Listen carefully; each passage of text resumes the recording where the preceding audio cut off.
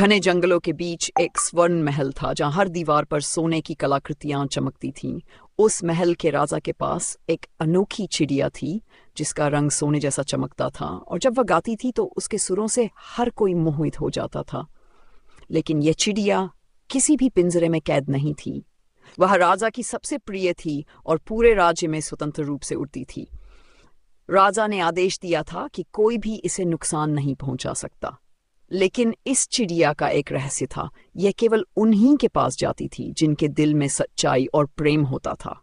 उसी राज्य में एक राजकुमार था जो हमेशा अद्भुत चीजों की तलाश में रहता था। वह बहादुर था, लेकिन एक रहस्य उसे हमेशा बेचैन रखता था। उसने एक सपना देखा था जिसमें एक परी उसे बुला रही थी। उस परी की आंखों में अजीब सी कशिश थी। उसके पंख चांदी की तरह चमकते थे और जब वह हंसती थी तो मानो आसमान में चांद खिल उठता था। राजकुमार ने सोचा कि यह महज एक सपना है, लेकिन कुछ ही दिनों बाद उसे सुनहरे पंखों वाली चिड़िया मिली जो उसके पास आकर मधुर धुन में गाने लगी। राजकुमार ने चिड़िया से कहा, तुम कौन हो? तुम्हारे सुरों में कोई जादू है, जैसे कोई मुझे पुकार रहा हो। चिड़िया ने अपनी छोटी चोंच खोली और एक अद्भुत आवाज में कहा, यदि तुम सच में उस पुकार को समझ सकते हो तो तुम्हें एक लंबी यात्रा पर जाना होगा। पहाड़ों के पार, जहां नदियां चांदी की तरह बहती हैं और जंगलों में अंधेरा हमेशा छाया रहता है, वहां एक परी रहती है जो वर्षों से इंतजार कर रही है। राजकुमार चौंक गया। यह पहली बार था जब उसने किसी चिड़िया को बोलते हुए सुना था। लेकिन अब उसके पास कोई विकल्प नहीं था। वह उस परी को ढूंढना चाहता था। वह जानना चाहता था कि आखिर वह कौन थी और क्यों उसे सपनों में बुला रही थी। राजकुमार अपने सफर पर निकल पड़ा। रास्ता कठिन था, लेकिन चिड़िया हर समय उसके साथ उड़ती रही। जंगलों में चलते हुए उसे कई अजीबो-गरीब जीव मिले। कुछ ने उसे डराने की कोशिश की तो कुछ ने मदद की। जैसे जैसे वह आगे बढ़ता गया, उसके मन में परी की छवि और गहरी होती गई। फिर एक दिन वह एक विशाल झरने के पास पहुंचा। वहां पानी में एक परछाई झिलमिला रही थी। जब उसने पास जाकर देखा तो वह कोई और नहीं बल्कि वही परी थी जो उसके सपनों में आती थी। उसके सफेद चमकते पंख हल्की हवा में हिल रहे थे और उसकी आंखें मानो किसी खोए हुए सपने की तरह थीं। लेकिन उसकी आंखों में उदासी थी, जैसे वह किसी इंतजार में थी। राजकुमार ने धीरे से कहा, क्या तुम वही हो जिसे मैं इतने दिनों से ढूंढ रहा हूं? परी ने मुस्कुराकर कहा, और क्या तुम वही हो जिसका मैं जन्मों से इंतजार कर रही थी? लेकिन यह कहानी यहीं खत्म नहीं हुई थी।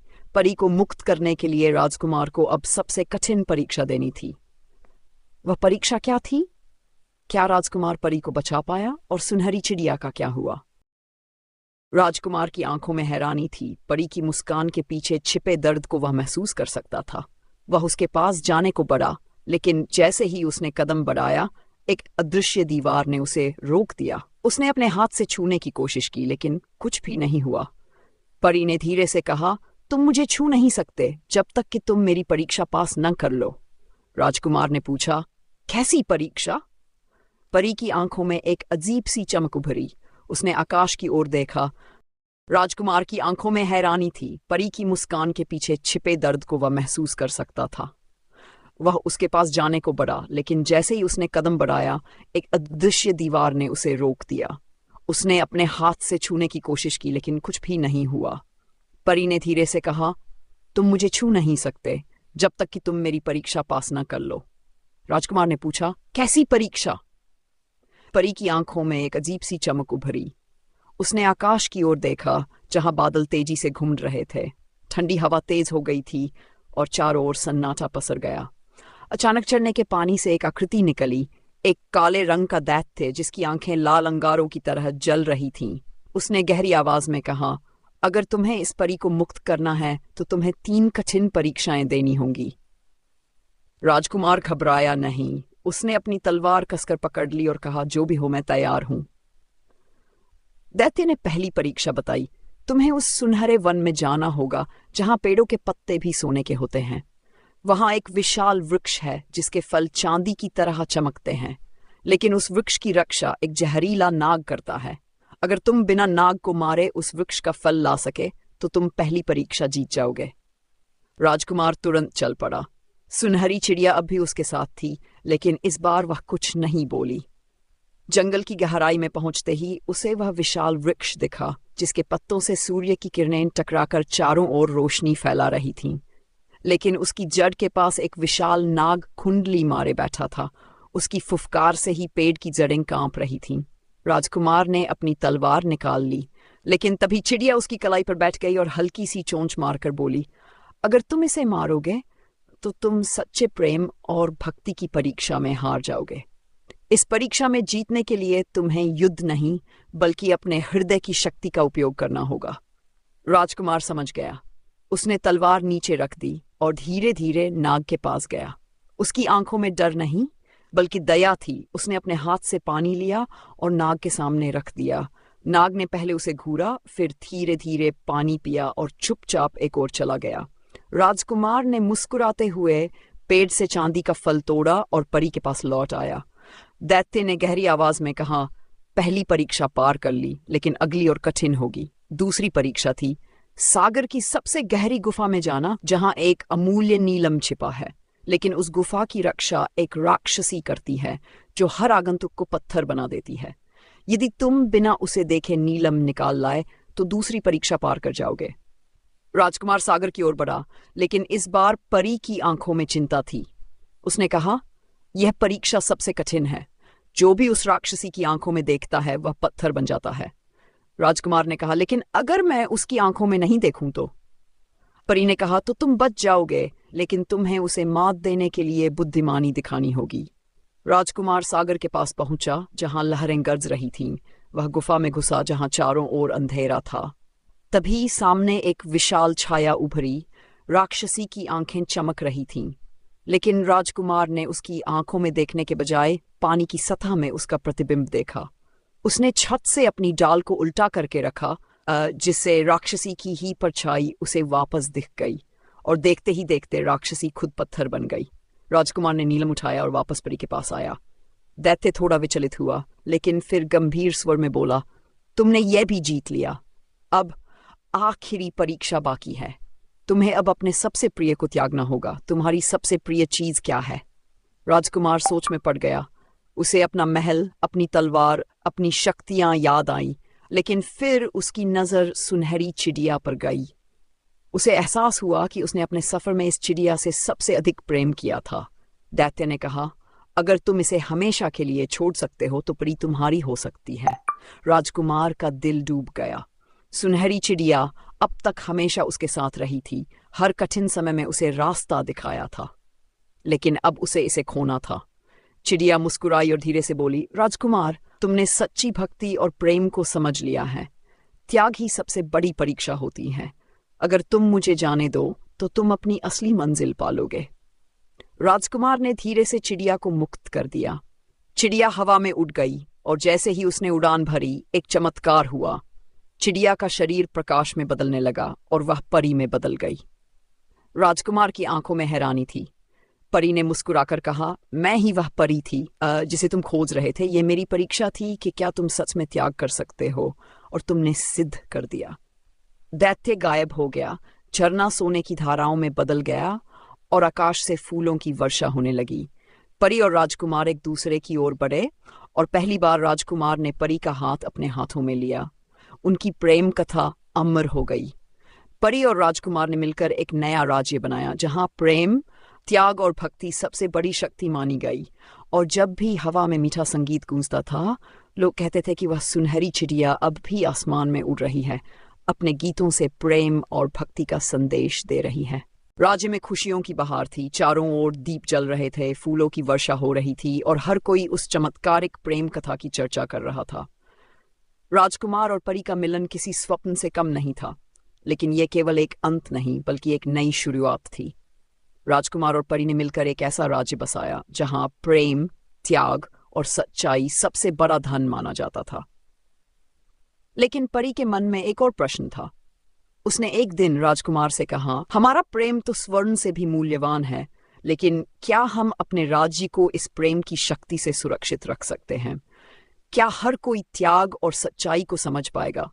राजकुमार ने सोचा और कहा, हमें अपनी परीक्षा जारी रखनी होगी। अगर प्रेम और त्याग से ही इस राज्य को बचाया जा सकता है, तो हमें लोगों को यह मार्ग दिखाना होगा। समय बीता गया। उनका राज्य स्वर्ण के समान चमकता था, लेकिन एक दिन वहां एक अजनबी आया। उसके वस्त्र साधारण थे, लेकिन उसकी आंखों में गहरी चमक थी। उसने राजमहल में आकर कहा, मुझे राजा से मिलना है। राजकुमार और परी ने उसे दरबार में बुलाया। वह अजनबी बोला, मैं एक भविष्यवक्ता हूं। मैं तुम्हारे इम्तिहान की परीक्षा लेने आया हूं। ये दुनिया सदा प्रेम और त्याग पर नहीं चल सकती। एक न एक दिन किसी को बलिदान देना ही पड़ता है। यदि तुम सच में अपने प्रेम को सर्वोच्च मानते हो, तो क्या तुम राज्य का त्याग कर सकते हो? राजमहल में सन्नाटा छा गया। प्रजा, मंत्री और सैनिक सभी राजा के उत्तर की प्रतीक्षा करने लगे। परी ने राजकुमार का हाथ थाम लिया और उसकी आंखों में झांका। राजकुमार ने गहरी सांस ली और कहा, यदि राज्य हमारे प्रेम से बड़ा है तो हम इसे छोड़ देंगे, लेकिन अगर प्रेम की शक्ति सबसे महान है तो यह राज्य बिना किसी सिंहासन के भी जीवित रहेगा। मैं परीक्षा के लिए तैयार हूं। अजनबी मुस्कुराया और उसने अपना रूप बदल लिया। वह कोई और नहीं बल्कि वही सुनहरी चिड़िया थी जो अब तक उनकी हर परीक्षा ले रही थी। चिड़िया के रूप में वह परी के पास आई और बोली, तुम्हारी परीक्षा पूरी हुई। अब यह राज्य सदा के लिए अमर रहेगा, क्योंकि इसे प्रेम और त्याग का आशीर्वाद मिला है। राजकुमार और परी ने एक दूसरे की ओर देखा। उनकी आंखों में विश्वास था। उन्होंने अपने राज्य को प्रेम और भक्ति से सींचा और उनका नाम सदियों तक अमर रहा। जब भी कोई कठिनाई आती, लोग आसमान में सुनहरी चिड़िया को खोजते, क्योंकि यह मान्यता थी कि वह अब भी अपने गीतों से प्रेम और त्याग का संदेश दे रही है। राज्य में वर्षों तक शांति बनी रही, लेकिन समय हमेशा एक जैसा नहीं रहता। धीरे धीरे उस प्रेम और त्याग से सिंचित राज्य की परीक्षाएं फिर शुरू होने लगीं। दूर दराज के अन्य राज्यों को यह सहन नहीं हो रहा था कि कोई राज्य केवल प्रेम और भक्ति के बल पर इतना समृद्ध और शक्तिशाली बन जाए। कई राजा इस राज्य पर आक्रमण करने की योजना बनाने लगे। वे सोचते थे कि बिना सेना, बिना कठोर कानूनों और बिना लोभ लालच के कोई राज्य अधिक समय तक टिक नहीं सकता। एक दिन एक अन्य राज्य का राजा अपने सेनापतियों के साथ आया और उसने दरबार में चुनौती दी, राजकुमार, मैंने सुना है कि तुम्हारा राज्य प्रेम और त्याग के बल पर चल रहा है, लेकिन क्या तुम युद्ध से बच सकते हो? क्या तुम अपनी तलवार उठाए बिना अपने लोगों की रक्षा कर सकते हो? राजकुमार ने शांत स्वर में उत्तर दिया, हमारी शक्ति तलवार में नहीं, हमारे हृदय में है। जो प्रेम को समझता है वह युद्ध नहीं करता। राजा हंस पड़ा। अगर ऐसा है तो मैं कल अपनी विशाल सेना लेकर आऊंगा। अगर तुम्हारे प्रेम में इतनी शक्ति है तो उसे दिखाओ। राजकुमार और परी ने एक दूसरे की ओर देखा। ये अब तक की सबसे कठिन परीक्षा थी। उन्होंने अपनी प्रजा को एकत्र किया और कहा, हमें अपने राज्य की रक्षा करनी है, लेकिन बिना हिंसा के। अगर हमारा प्रेम सच्चा है तो कोई भी हमें पराजित नहीं कर सकता। अगले दिन शत्रु की सेना महल के द्वार पर थी। वे पूरी तरह से तैयार थे, लेकिन जैसे ही उन्होंने राज्य में प्रवेश किया, उन्होंने कुछ ऐसा देखा जो पहले कभी नहीं देखा था। युद्ध के लिए कोई सैनिक नहीं खड़ा था, न ही कोई तलवार तनी थी। पूरी प्रजा महल के सामने खड़ी थी, लेकिन उनके हाथों में हथियार नहीं बल्कि फूल थे। हर कोई प्रेम और भक्ति के गीत गा रहा था। शत्रु सेना के सैनिक हैरान रह गए। उन्होंने पहले कभी ऐसा कुछ नहीं देखा था। धीरे धीरे उनका क्रोध शांत होने लगा और उनकी तलवारें नीचे झुक गईं। जो राजा युद्ध के लिए आया था, उसने महसूस किया कि वह इस राज्य से कुछ नहीं छीन सकता, क्योंकि यहाँ का सबसे बड़ा धन प्रेम और त्याग था, जिसे बलपूर्वक छीना नहीं जा सकता। उसने अपनी तलवार जमीन पर रख दी और कहा, मैं हार मानता हूँ। मुझे समझ में आ गया कि सच्ची शक्ति क्या होती है। यह राज्य सच में अमर है। राजकुमार और परी मुस्कुराए। उनके प्रेम ने एक और परीक्षा पार कर ली थी। सुनहरी चिड़िया फिर से आसमान में उड़ने लगी और उसके मधुर गीतों ने पूरे राज्य में प्रेम और शांति की ज्योत जला दी। शत्रु राजा के लौटने के बाद राज्य में पहले से भी अधिक शांति और समृद्धि फैल गई। लोग प्रेम और त्याग की शक्ति को और गहराई से समझने लगे। लेकिन परी और राजकुमार जानते थे कि जीवन की परीक्षा कभी खत्म नहीं होती। एक रात जब आकाश में चंद्रमा अपनी शीतल चांदनी बिखेर रहा था, परी ने राजकुमार से कहा, हमने हर बाधा को प्रेम से जीता है, लेकिन क्या तुमने कभी सोचा है कि हमारे पास जो प्रेम और ज्ञान है वह केवल इस राज्य तक सीमित नहीं रहना चाहिए? दुनिया के और भी लोग इसे समझ सकते हैं अगर हम इसे फैलाएं। राजकुमार ने गहरी सांस ली और कहा, तुम सही कह रही हो, लेकिन हमें कैसे पता चलेगा कि दुनिया तैयार है इस ज्ञान को अपनाने के लिए? सुनहरी चिड़िया जो पास के वृक्ष की शाखा पर बैठी थी अचानक गाने लगी। उसका गीत पहले से कहीं अधिक मधुर और रहस्यमय था। परी और राजकुमार ने उसकी ओर देखा और तभी चिड़िया की आंखों में एक अलग सी चमक आई। उसने कहा, अगर तुम्हारा प्रेम सच्चा है तो इसे केवल अपने तक सीमित मत रखो। इसे उस स्थान तक ले जाओ जहां अंधकार सबसे अधिक गहरा है, जहां लोग प्रेम को भूल चुके हैं, जहां स्वार्थ और अहंकार ने मनुष्यों के हृदयों को जकड़ लिया है। राजकुमार और परी एक दूसरे की ओर देखने लगे। वे अपने राज्य में सुरक्षित थे, लेकिन अब उनके सामने एक नई यात्रा की चुनौती थी। अगली सुबह उन्होंने अपनी प्रजा को एकत्र किया और कहा, अब समय आ गया है कि हम इस प्रेम और शांति का संदेश पूरी दुनिया में फैलाएं। हम उन जगहों पर जाएंगे जहां लोग भूल चुके हैं कि त्याग और भक्ति ही सबसे बड़ी शक्ति है। लोगों की आंखों में चिंता थी, लेकिन उनके दिलों में विश्वास था। परी और राजकुमार ने सुनहरी चिड़िया के साथ अपनी यात्रा शुरू की। वे उन नगरों में पहुंचे जहां लोग धन और सत्ता के पीछे भाग रहे थे, जहां भाई ने भाई को धोखा दिया था, जहां प्रेम केवल एक व्यापार बन गया था। उन्होंने वहां प्रेम का संदेश फैलाना शुरू किया, लेकिन यह आसान नहीं था। कई लोगों ने उनका उपहास किया, कई ने उन्हें पाखंडी कहा, लेकिन परी और राजकुमार डगमगाए नहीं। वे जानते थे कि सच्चे प्रेम को सिद्ध करने के लिए समय और धैर्य चाहिए। धीरे धीरे उनकी बातें कुछ लोगों के हृदय को छूने लगीं।